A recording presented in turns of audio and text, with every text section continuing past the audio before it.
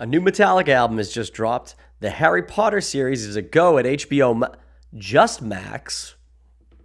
And I give my review of the new movie Renfield. All that and more right here on Duffey Geeks Out.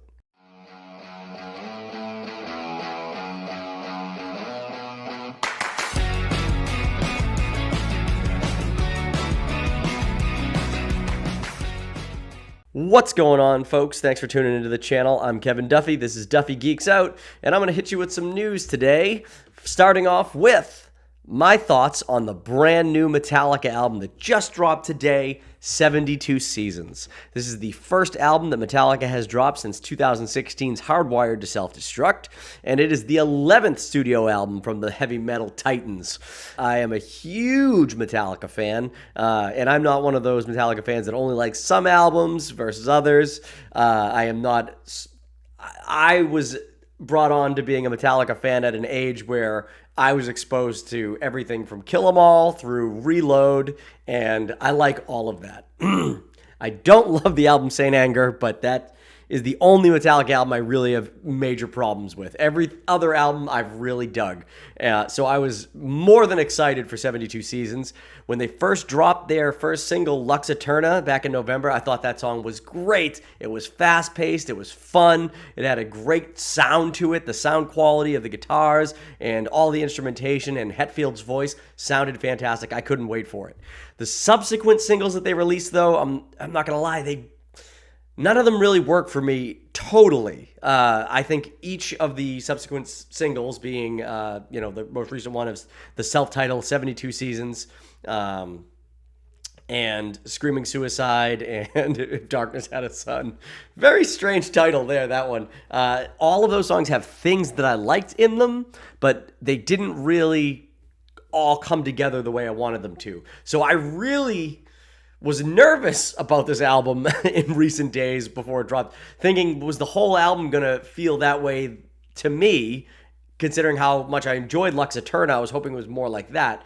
And I can honestly say that I'm surprised Metallica chose the songs they did to release, because I feel that every other song on this album that was not a single is far superior to the ones that they released. I mean, they get back to some sweet Metallica riffage and grooves on this album, like the song "You Must Burn." I hope I got that name right. This is a new album. I'm probably screwing up all the titles. That song just it's got a nice groove to it. It feels like a Black Sabbath song. It's really cool. Hetfield's voice is great. And then to close this album out, they have 3 songs in a row that are just so fantastic. I mean, they're fast and catchy, and oh man, this band has really put out a fantastic album here. And I'm almost wondering if the thought behind it was they released some of the songs that they felt were, I don't know, they released songs they thought that people would like, but saved their real good stuff for people to find as they got to the album. Because someone like me who loves Metallica, I was going to listen to the album no matter what. I'm probably going to like the album no matter what. But I was, like I said, coming off of Lux Eterna and into the other 3 singles that they released, I wasn't feeling it. I mean, again, there were things I liked in those songs, but I'm telling you, this album is fantastic. Every other song other than those singles is a real fucking banger, and I am pumped that this album dropped today. I've already got my tickets to see them next year when they come to Foxborough, and it's a 2-day concert, which is fucking rad, and I can't wait to check them out. I think this album is going to be something really special, and I can't wait to see these songs live. Question is for you guys. Have you listened to the new Metallica album, 72 Seasons? Are you digging it? Where does it rank for you amongst new Metallica albums? For me, I would say this is probably the best stuff they've written in like 3 decades. Going back to, again, not everybody loves Load or Reload. I would say going back to Load and Reload, Black Album, somewhere in there, this album is definitely the best stuff they've written since that era of music, and definitely better than than Hardwired. Definitely better than Death Magnetic for sure. And I'm not even going to touch on Saint Anger. I can't stand that album. So, but I think this new album, 72 Seasons, is really something special. I want to know what you guys think about it. Let me know in the comments. Next up, we're going to touch base on a ongoing story from one of my previous videos, and that is the Harry Potter series at HBO, or Warner Brothers, rather. So this was an in-development story the last time that I did a video on it. And since then, they've officially announced it. After their merger with Discovery, they're going to rebrand HBO Max to just Max. And the Harry Potter series is going to be one of the flagship shows that they have on this new, combined streaming service. And as previously reported, they are going to be doing one season per book, which is really cool. You're going to be able to flesh out those stories really well. J.K. Rowling came on as an executive producer on the series, so she'll have some oversight to it, which is, good or bad, depending on how you feel about J.K. Rowling. As a creator of the book series, I think her input's probably pretty valuable to the creators of the show moving forward. I'm very interested to know if they have the old sets still in place somewhere for them to kind of jump back into. Because even though it is going to be a new iteration of Harry Potter and it's not going to be have anything really related to the old movies, those sets were pretty damn good. I can't imagine they're going to top them. I would like for them just to reuse those old sets again. They probably won't, but I don't know.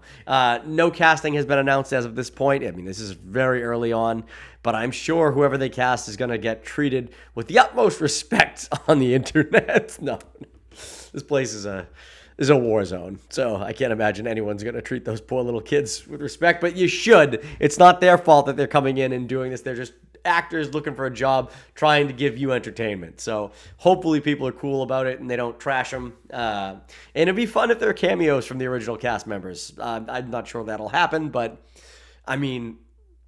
what if Ron and Hermione come back, or Rupert Grint and Emma Watson? What if they come back and they play the Dursleys? Wouldn't that be fun? That'd be amazing. And then Harry could be Dumbledore. It'd be terrible. Oh man.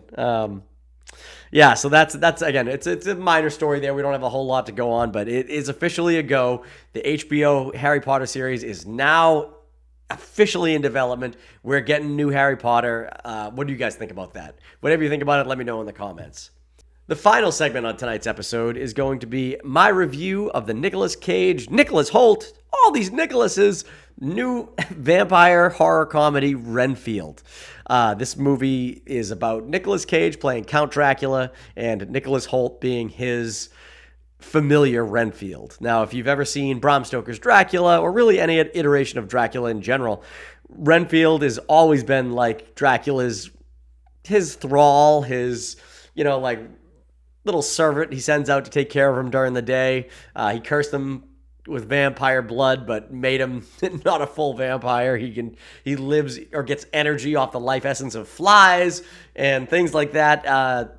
This is the first time that I've ever seen a version of Renfield that has supernatural abilities, though, that other than just eating flies to live, but prolong his life, I suppose. But this movie was pitched as a horror comedy with Nick Cage being an over-the-top Dracula, and you certainly get that in this movie. I can say that.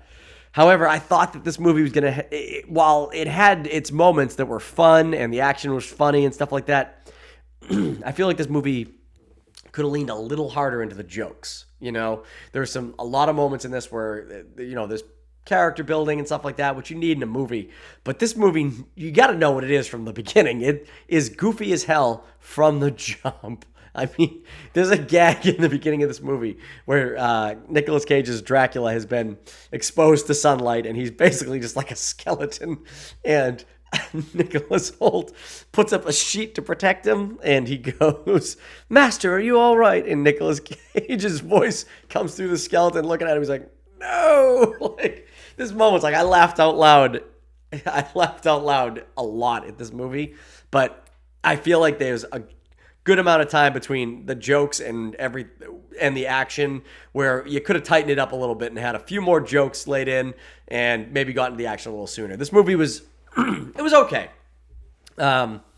Nicolas Cage definitely gives an over-the-top performance, but I don't know. At some points, I wasn't seeing him as Dracula as much as I was just seeing Nick Cage, which I think is a big problem with Nick Cage in a lot of movies. I love Nick Cage. I'm there for it, but it would have been nice if he leaned a little harder into the Dracula stuff and it wasn't as much Nicolas Cage. But I don't know. I'm not sure where this movie's sitting on the tomato meter or with critics stand with it or anything like that. For me, I would say it was like, I don't know, 5, 6 out of 10. It was nothing special, but it was a fun use of my time, I would say.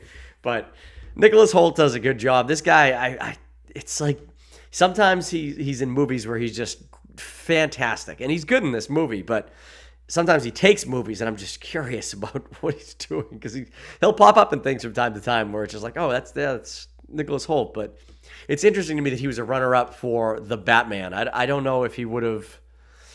I don't know if he would have made a good Batman. I think Rob Pattinson did a pretty good job in the Batman, but Nicholas Hoult needs to find himself like a trilogy or something.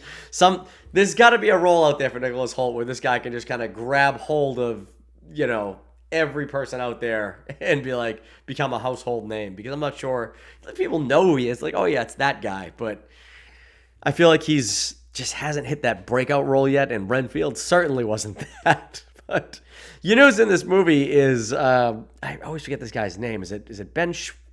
Not Ben Schwartz. And I'm thinking messing that name up. But the guy who plays John Ralphio in Parks and Rec, and he's the voice of Sonic the Hedgehog. He's in Renfield, and I didn't even know he was in the movie. Like, I didn't see him in the promotional work or anything like that. He's kind of part of like a crime family. He's pretty funny in it. There is a scene in this movie during a fight between him and Nicholas Hoult that is ridiculous. I've never seen this on screen, and that is another laugh out loud moment for me. I won't spoil that for you, but if you see this movie, you'll know exactly what I'm talking about. It is shocking, just to say the least. But anyways, guys, that's my review of Renfield. Have you seen the movie yet? Are you interested in seeing it? Whatever you thought about it, let me know in the comments. And yeah, like I said, I hope the movie sits well with you. It's certainly what it sells you, but again, it just wasn't that good. Like, I compare it to like this year we got Cocaine Bear. I thought Cocaine Bear was I had better time at the movies with Cocaine Bear. I thought the humor in Cocaine Bear was very funny, and the plot laid out in such a way that I was more engaged with it than I was with Renfield. So, but they're both passable, fun horror comedies. So anyways, guys, that's going to do it for tonight's episode of Duffey Geeks Out. Click that like button, subscribe to the channel, and we'll come at you with more content really soon. See ya.